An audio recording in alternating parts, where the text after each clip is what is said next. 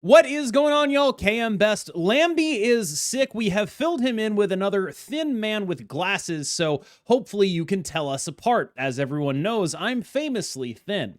I'm joined by Cougar. Cougar is a top-ranked Snap player who won a Golden Gauntlet, who came in second to the Snowball Showdown, one of the most consistent tournament performers in Marvel Snap, a high elo grinder. You can find him on Twitter, but more importantly, he just started a YouTube channel, the of which is in his little nameplate here. You can also find it there. Cougar, thank you for joining me on 8 Cubes. It's always tough to find a fill-in who looks exactly like me in much the same way that Lambie does, but I'm glad you were able to make it. Oh, you forgot to mention the point. I got a beard as well. Yeah, right. You look more like me. It's a really impressive thing that we've done here. Yeah, absolutely. But yeah, tell them a little bit about yourself if I missed anything. And of course, shout yourself out, big up yourself. This is your intro.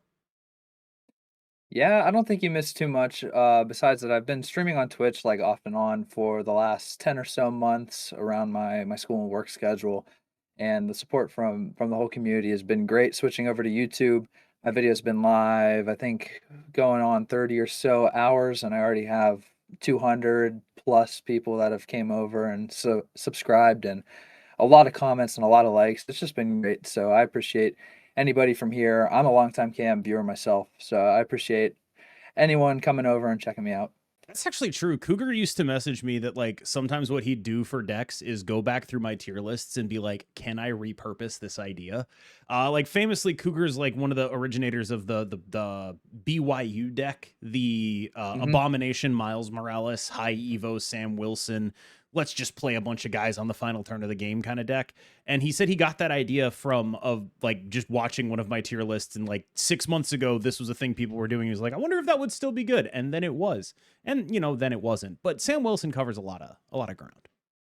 He does. There's a lot of synergy and overlap with him, and Rocket and Groot, I think, was the new card at the time of making that. But yeah, that's my next video scheduled. I talk a little bit about going through old decks that existed before and updating them. That's a very big deck building hack that I like to use to make some good ones. But yeah, even before that, I don't even know if you remember this. You probably don't, but I think it was when I hit first top 1,000, or maybe it was top 5,000. I sent you over a sub on Twitch while you were live and sent you a message like thanking you for the deck rundowns and stuff. It helped me improve.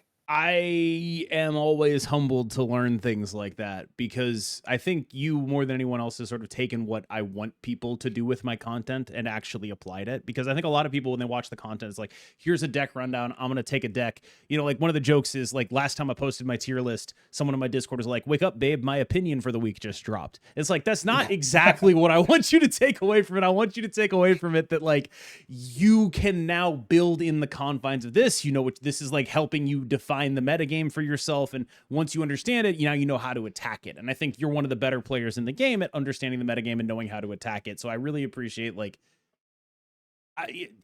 it's weird to have someone come up to you and be like, I actually watch your YouTube channel correctly, but that is sort of what it feels like. Yeah. But speaking of repurposing old ideas, the card coming up is Rama-Tut. Rama-Tut, of course, the third incarnation of Kang the Conqueror in Marvel Snap right now, if you count Iron Lad. He is an absolutely bizarre card. So 4/5 on reveal, Rama-Tut uses 3 on reveals from cards in the past. And based on data mines, there is like a relatively curated set of on reveals that unfortunately definitely still includes MODOK and Destroyer, so he can totally blow your stuff up. This is Marvel Snap Yogg-Saron, just a pile of controlled RNG. A lot of beneficial on reveals are in the pool. A lot of things that can probably blow you up, but on the whole, when I looked at the pool, which thanks to August over at, I believe, I'm not sure if he's actually still technically at Snap Fan. I don't know how that works, but someone who It was branded Snap Fan, yeah. Yeah. August has an infographic out about it, and that has all the data mined weight. We don't know if there's like weights beyond that, but it's like data mined. These are the cards in the pool. And it does look meaningfully there are some really things that you really wouldn't want to see that are not in there. So it's probably a little better than just picking 3 at random. But what do you think this card is going to do generally, other than everything? I think it's just gonna be the clip farming scam card, and it's going right in Arsham. That's my take. You're gonna play it out a turn early and generally get something beneficial. I do think that Arishem strikes me as like the only place I would ever justify doing something so ridiculous, because this on turn 3 versus this on turn 4 is such a meaningful gap between whether or not I want to do it or not. On turn 4, I think in a lot of decks, you're setting up for your end game, right? You're building something that is going to be meaningful. You look at an ongoing deck, there's a big gap between a Moonstone and a Captain America, right? One of those is winning you the game, right? You look at like a lot of these decks, that's when you start getting into real game-winning territory. This card being able to be played on RSM on 4, where it's just like, I might just get really ahead here. And that's when you really want to be doing things like that. I do think that's a good call. Yeah, I've thought about that for him, and outside of that, like, I'm kinda curious, do you see any other homes initially? I want to know how he works with Wong, because my instinct is That's the what way I'm this card is thinking, yeah. supposed to work with Wong is you play the Wong and then you play this and you get 6. And you play an Odin and you get 12. And I think that should work. Like, I gotta imagine that if I'm getting 12 on reveals, something good is gonna happen. It's probably gonna be fine, right? Yeah, as a distinction, do you think it will be 6 different on reveals, or do you think it would be 3 on reveals, but each of them happen twice? I think it would be 3 on reveals, each of them happening twice. Okay, I lean to that as well. That is what I think would happen there. Ooh, actually, no. Would it be 3 on...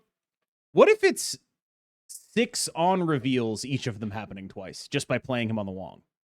That'd be absolutely insane. There's an alternative line here, right? Because if he happens twice, and then all the things he make happen twice, like, surely that's gotta be good enough, even though it's a Wong. Like, the problem is, like, it's Wong, right? Like, yeah, you're setting up to get Cosmoed and whatnot. I mean, yeah. Like, you just kind of get clowned by people deciding they're going to interact with you. I'm choosing to believe that it's going to be the most maximal possible, which is to say it's just going to be 12 on reveals from playing him on a Wong. I'm choosing to believe that until proven otherwise. I really want to buy into this. I'm going to agree with this too. That's my personal stance on what he's going to do. And I'm watching Lauren Whatevs on Twitter, and I'm waiting for some crazy, ridiculous sequence to happen. Absolutely. Next up is Selene, Horseman of Famine.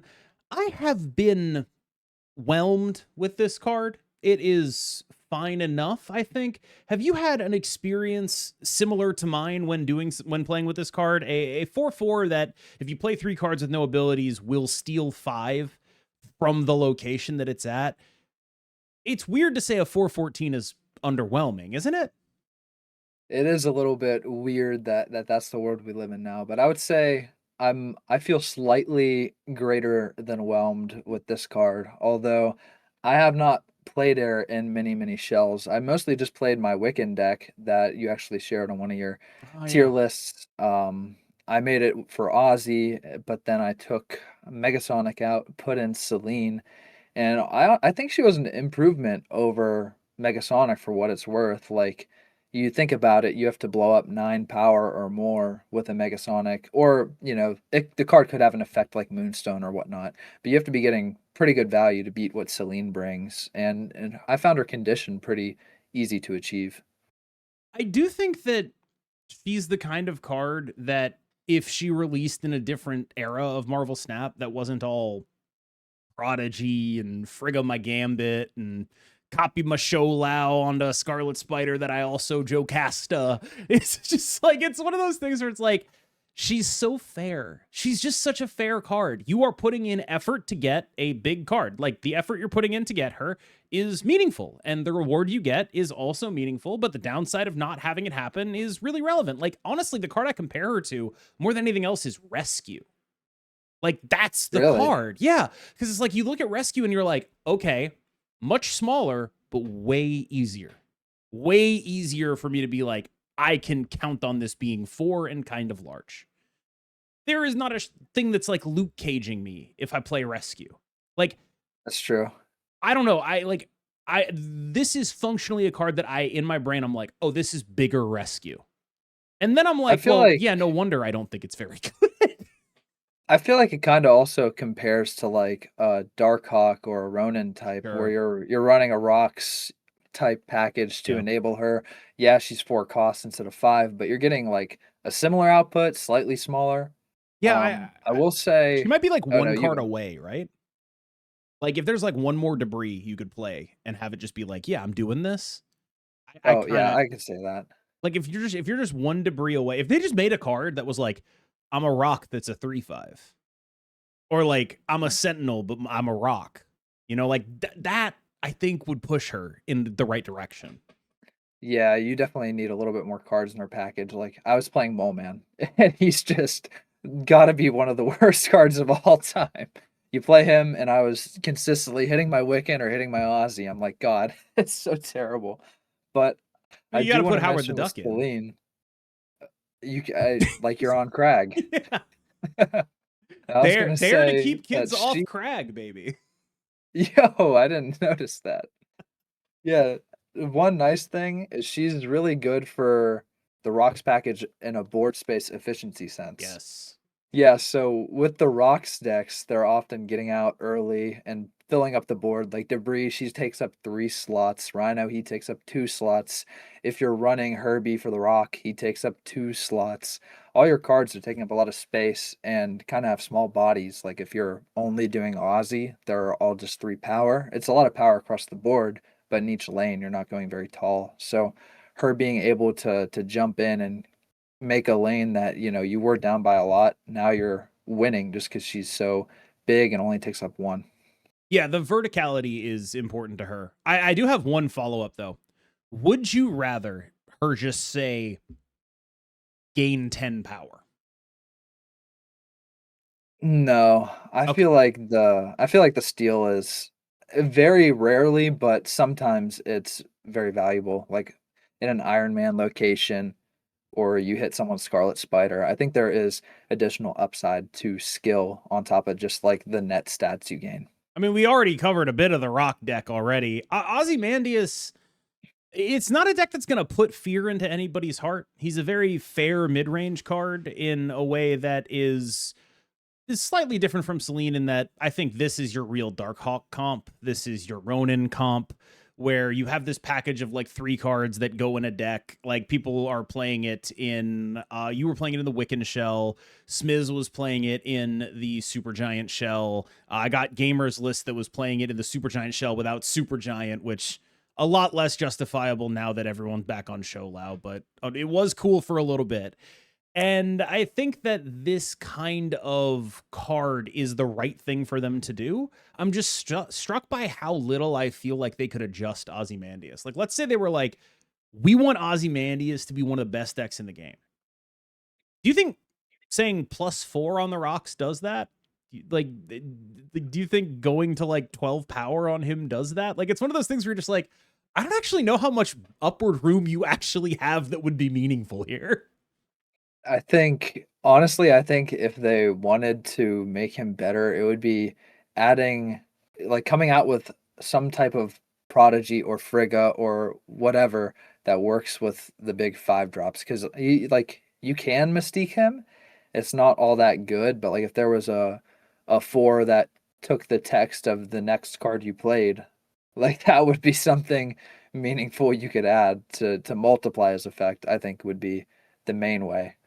Yeah, my instinct is with Ozzy, he's like, I think he's better than like the Ronin stuff in the Supergiant deck. I think he's better, but I don't know if he's better so much as I'm just really happy to play Debris in that deck. Like I can't, it's hard for me to parse it because largely what he's taught me is I really like a 3/8 in my Supergiant deck, and that's super sick. I'm a big fan of that.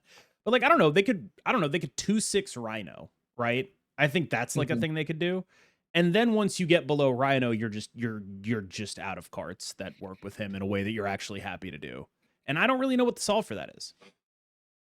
Yeah, I will say I've had a little bit of a hard time parsing my feelings for him as well because it's just the coolest feeling in the world to be playing the Rocks package and just like an incredibly base deck in my opinion. But again, like we talked about with Selene, you're playing fair Marvel Snap in a world of people cheating, so it's not necessarily the best thing you could be doing. It's definitely a deck that I think gains more from the fusion with Supergiant than Supergiant gains from fusing with it. Yes, 100%. You have, for the last, I don't know, month, been playing weird Shou-Lao stuff. So maybe phrasing this as Shou-Lao Resurrection, not the right thing for a conversation with you. Your first YouTube video is like, here's my wacky Wong Shou-Lao deck, which has kind of been your pet deck for an extended period of time. So since January. Yeah, first things first, talk to me just a little bit about Shou-Lao's space in the metagame post Gambit and Star-Lord nerfs, and then second, why you thought this was a good choice even in the face of those, and what would make it a bad choice now that they are nerfed. All right. So yeah, to address the first question there, I think following the OTA, Shou-Lao obviously just completely benefits. There was kind of a big three that you were talking about a lot, fighting a little turf war, a little territory battle to see which would come out as the dominant force. And I think most people at the top of Infinite knew that Shou-Lao was losing the war to specifically the negative Star-Lord deck and also the Gambit multiplication decks. Now that Star-Lord's a 5, I don't know, like, do you think he exists in negative? I guess we'll get to it a little later, but that deck has been very hurt, and that was one of your big predators as a Shou-Lao deck with them running Killmonger and Shang-Chi. And then the Gambit decks, I think your matchup is still bad into the full-in combo versions. Although you see the Shou-Lao, he's adapting to that. They're running the Scarlet Spider, Jocasta stuff as the primary points engine in the Shou-Lao deck again, where you're making a bunch of big 4-cost bodies, so it's kind of hard for them to blow up your whole board compared to the more one-drop heavy builds.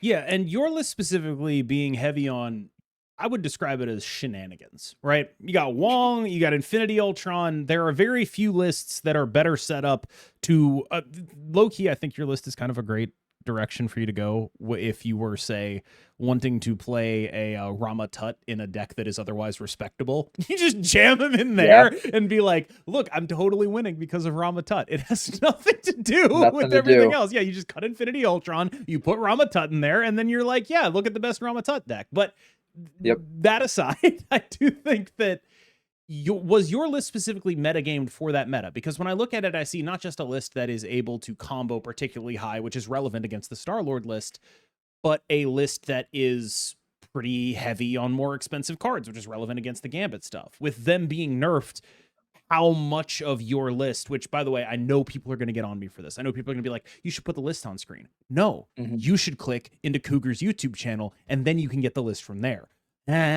But I do think that is that list a list from an old metagame that you think is going to get better or going to get worse? I see. So yeah, going back to the genesis of the deck, I just found myself one day in the mood to play Infinity Ultron, and I'm like, I want to do something stupid with this card. And when I used to have that mood, I would play him in Agamotto, and I would Images of Icon him, and that's still cool. But now we have a new tool. We have Shou-Lao, and what's better than running a purple stone in my deck to where if I don't generate it, who cares? I have my big dragon to give the buff twice. Yeah. So it's really Infinity Ultron Redstone deck is kind of the most important card in it. And I was running it, having a bunch of success, and then we entered the meta of Shou-Lao, and every Shou-Lao deck had Cosmo in it. So I've just been slowly adapting the deck as we've moved forward, where in that meta, I was running an Echo, and I just was forced to run an Echo. Everybody had Cosmo, but once you get an Echo down, they can't interact with you. You could still do your silly things. Moving forward past that, Gambit comes out. Now everybody's getting their Shou-Lao stuff blown up, and I edited the deck again in that flex spot, and I put in an armor. So I was playing, making the big guys, and trying to keep like my redstone drones under the armor. And then Star-Lord takes over. Everybody's on negative.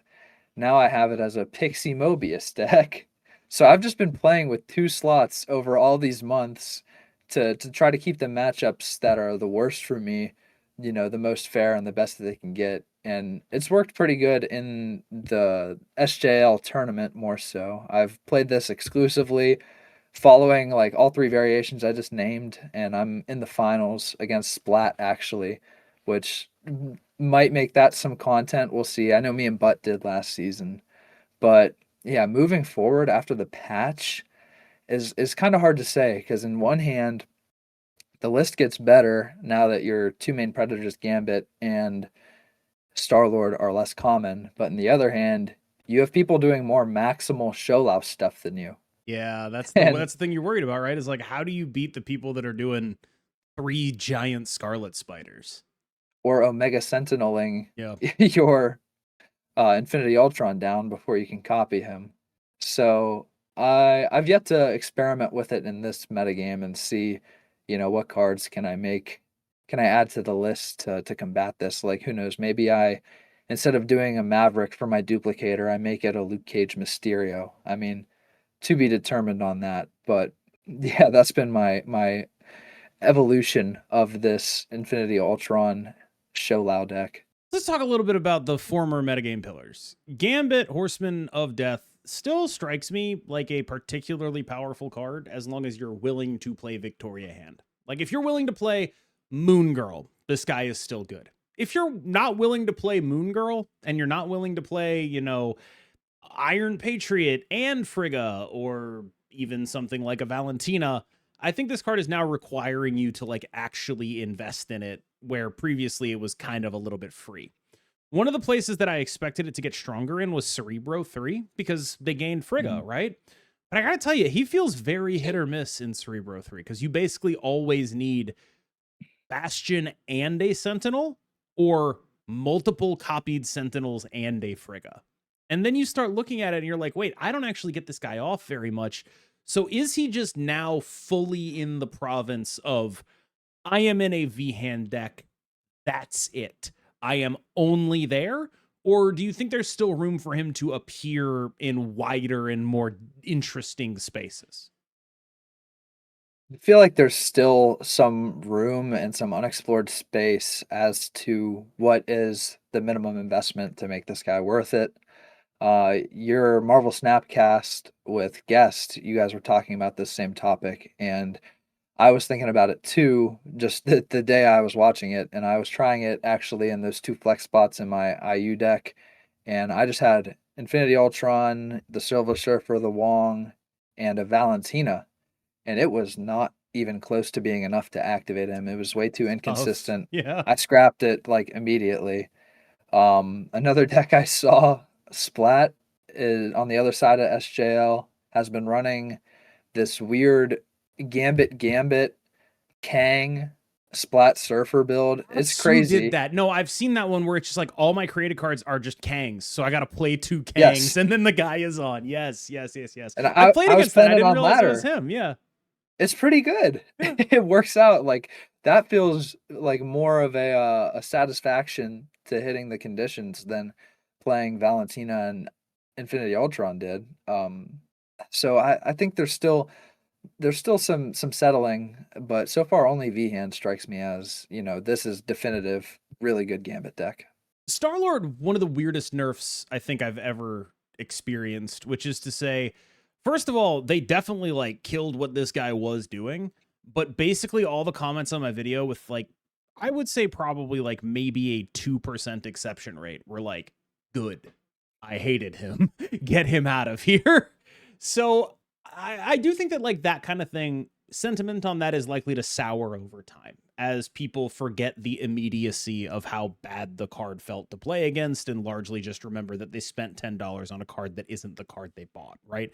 Over time, it's pretty much more, I would argue it's more likely that sentiment goes downwards on that. But at the same time, I do think it's starting from a much higher point than the Mr. Fantastic First Steps nerf started from, for example. This guy, the other thing about it though is he's not dead, he's just different.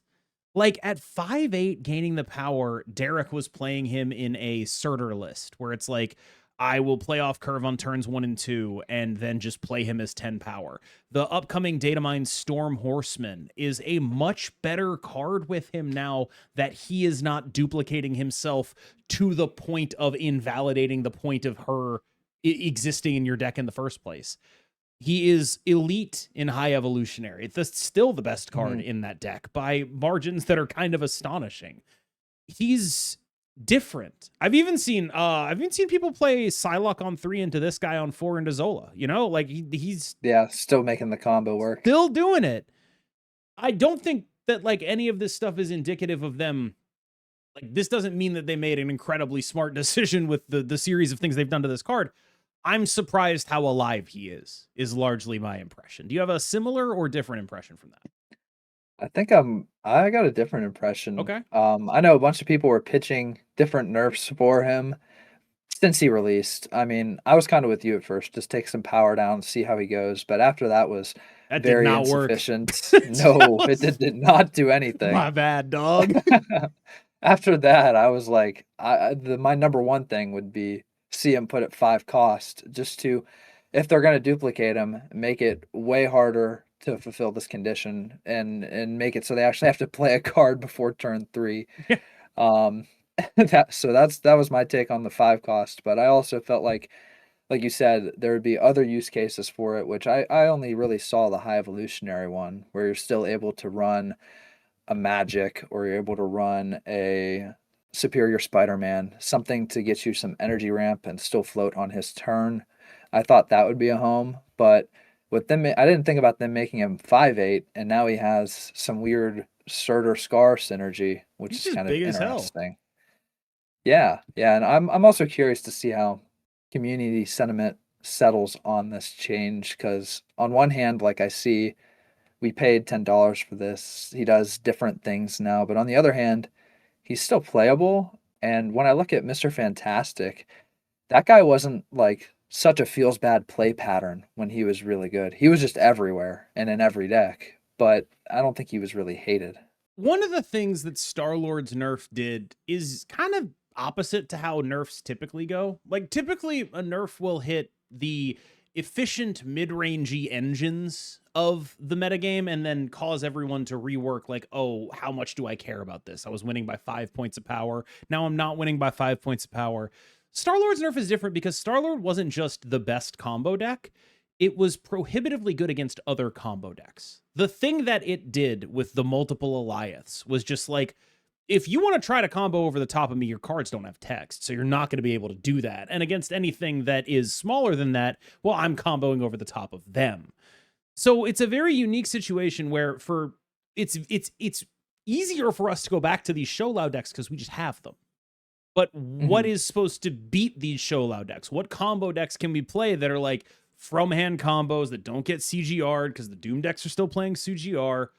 If you had to pick a combo deck to like invest some time in, where do you think the fertile ground is? You Tribunal main, you a move bounce guy, you a Mr. Negative guy still, you man spidering maybe with the new Star-Lord. Where's your head at for like, I don't want to pay attention to any of these guys. I'm going over the top.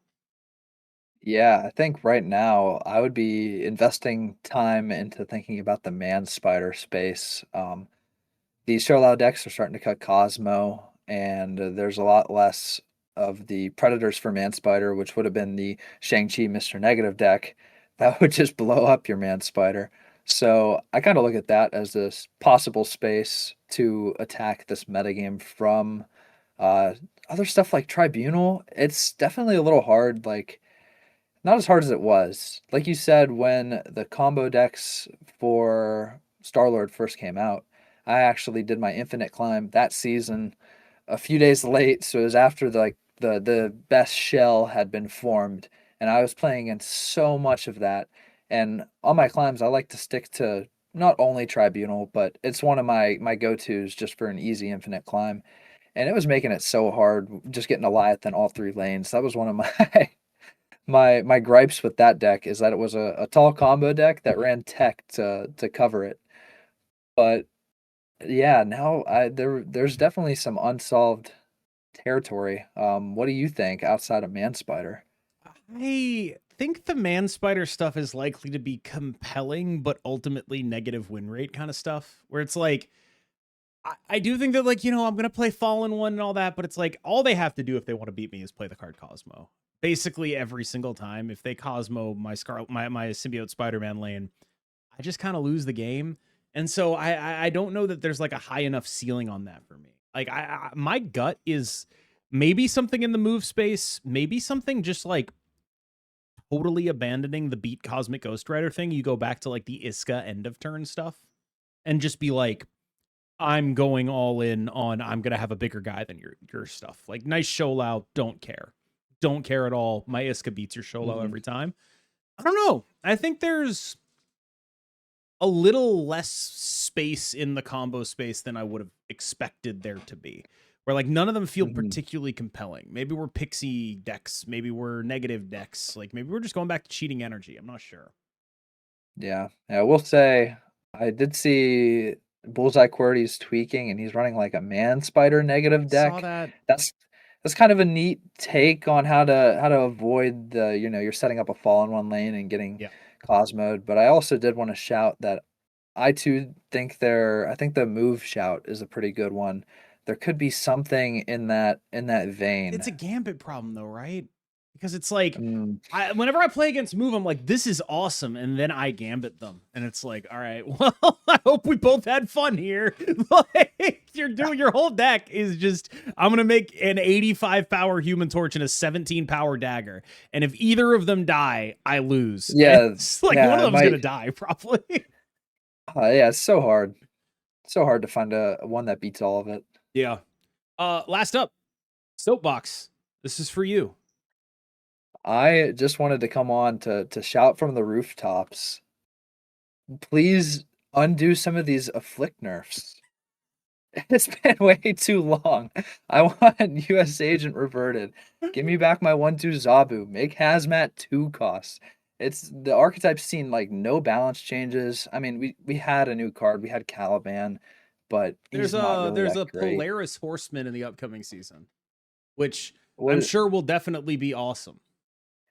Do you have any idea what she does off the top of your head? I believe she pulls a card from your hand if you've afflicted X things.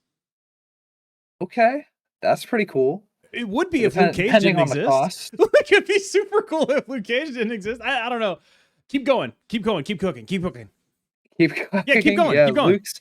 I will say Luke's a problem. While we're on the topic, get rid of that guy. Split him in half. We've all yiped on this so much at the top of Infinite, but it's so frustrating that like the way you'd want to say the way you'd want to interact with a Cerebro deck would be afflict them, change their card's power. Nope, they all play Luke Cage. That's so annoying. It's so annoying, yes. It's awful. I will say too, like maybe a couple months back when Shou-Lao first came out, me and Roram had a really cool take on that old BYU deck where it's now like a Werewolf by Night Prowler deck, and it's using Walk 'em Down Torres as an afflict tool. As the points, the stat stick, the 5-drop, Shou-Lao's just better than Ajax. Yep. It's a tough situation to be in, I think.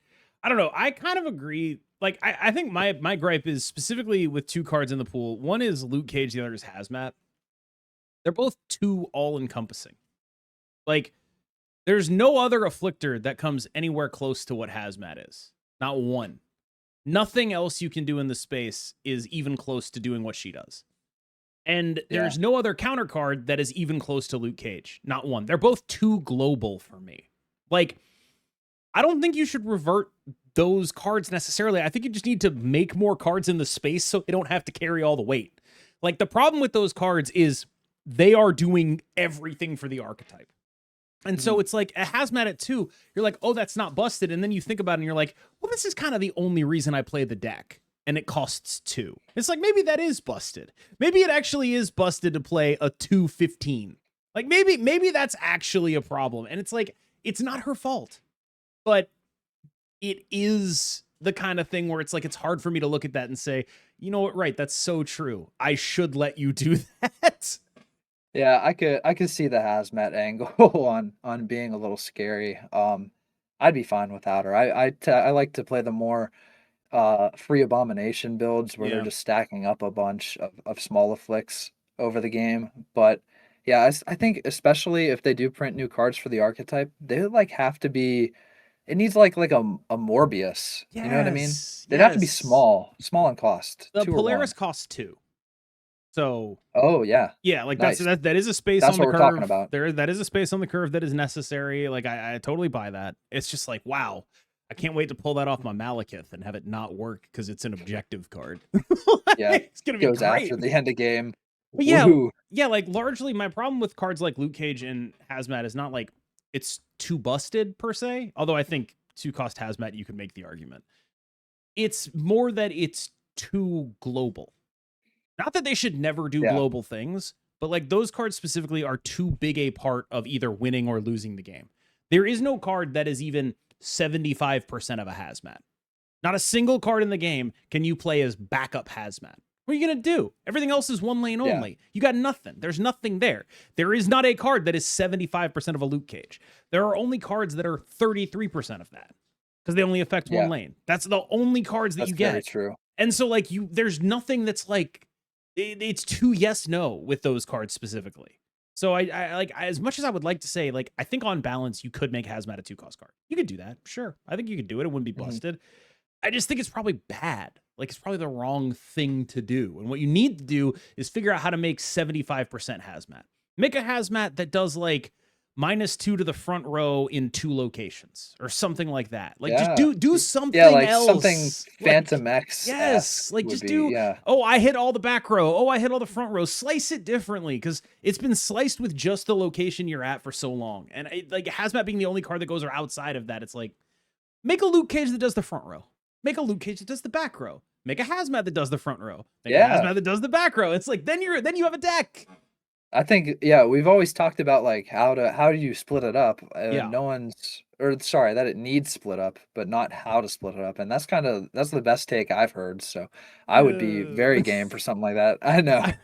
Still It's the iffy. best take you've heard because like all the other takes I've had are bad. But like it's like the best of a bad bunch there. I think Yeah. I don't love it, but like it's just like there's got to be something that splits things in a bit of a different way. I think to get to like a Hazmat 75% of the time because I think that's pretty clearly a thing they should do. It's just hard to make it happen. Mhm. All right, y'all. Thank you so much for watching. And of course, thanks to my guest, Cougar, who is not Lambie Series. You can find his YouTube link in the description. Make sure you drop down there, give him a sub, and check out his video on that Wong, Infinity Ultron, and Shou-Lao list, which I definitely will not, under any circumstances, put Rama-Tut in and put it in my video on Rama-Tut. Definitely won't do that. No, sir. Make sure you cut the Quinjet too. Any final words? No, thanks for having me on. Hopefully the audience was able to tell us apart. Yeah, I mean, it's tough. glasses, beard, Yeah. we did the whole, yeah. Yeah. It's got to be difficult. The headphones, yeah. It's so hard for them. I shudder to think what the comments will look like. Have a wonderful evening, y'all. See you guys.